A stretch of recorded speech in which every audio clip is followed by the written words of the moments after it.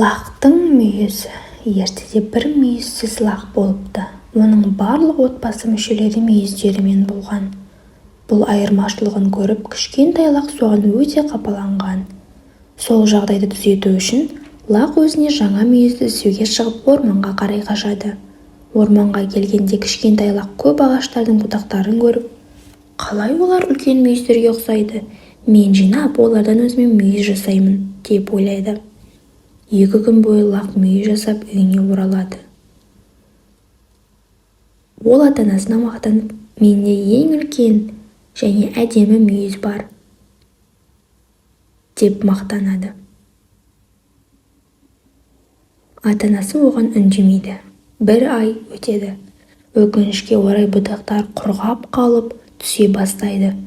Оны көріп, лақтың көңілі қайтадан бұзылады. Сонда ешкі ана: «Лағым-ау, сен неге өз-өзіңді алдап жүрсің?» деп сұрайды. «Өйткені сіздердің барлықтарыңызда мүйіз бар, ал менде жоқ, менде де мүйізді болғым келеді.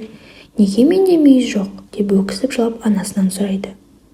Анасы: «Себебі сен әлі кішкентайсың, үлкейгенде сенің мүйіздерің өседі», деп жауап береді ешкі ана. 5-6 ай өтеді. Көктем келгенде лақтың мүйізі өтеді. Соған лақ текеге оралып: «Анашым, анашым, менде мүйіз өсті», деп қуанып айқайлайды.